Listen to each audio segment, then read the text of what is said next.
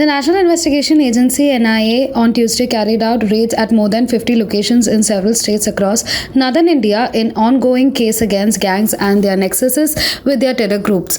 The raids were conducted in Punjab, Haryana, Rajasthan, Uttarakhand, Delhi, and National Capital Region (NCR) to dismantle the disrupt and emerging nexus between terrorists, gangsters, drug smugglers, and traffickers based in India and abroad. Earlier, the NIA had conducted raids at 60 locations across India in connection with the case. The Centre and the Gujarat fast-tracked the early release of 11 men convicted of raping Bilkis Bano and killing her family during the 2002 Gujarat riots, despite the CBI's strong objections, a document reveals.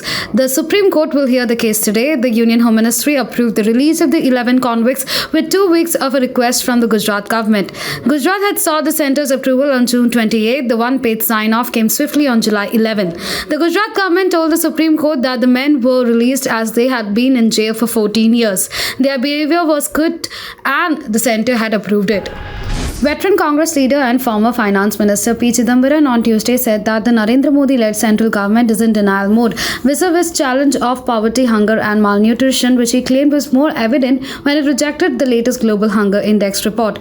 In the recent report of the Global Hunger Index, India ranked 107 out of 121 countries with its child wasting rate at 19.3%, the highest in the world. Right after the report, India rejected the Global Hunger Index 2022, saying it suffers from serious methodological issues and chooses to deliberately ignore efforts made by government to ensure food security for its population.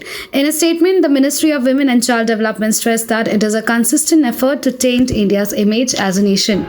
Union Law and Justice Minister Kiran Rijiju said the people of the country are not happy with the collegium system and according to the spirit of constitution, it is the government's job to appoint judges. Speaking at Sabarmati Samvad organized in Ahmedabad on Monday by Panchajayana, a weekly magazine published by the RSS, he said he has observed that half of the time judges are preoccupied with deciding the appointments, due to which their primary job of delivering justice suffers. The minister's remark came after he had said at a conference in Jaipur last month that there is a need to rethink the collegium system of appointment to the higher judiciary. External Affairs Minister S. Jaishankar on Monday retaliated India's stance of inclusive Afghan-led, Afghan-owned and Afghan-controlled reconciliation process to bring peace and stability to Afghanistan. Speaking at a media briefing at the Modi 20 event, Conversation of India's Role in Global Affairs in Surat, he said, tragic things are happening in Afghanistan. India cannot determine what is happening in Afghanistan. Afghans have to determine what is happening in Afghanistan.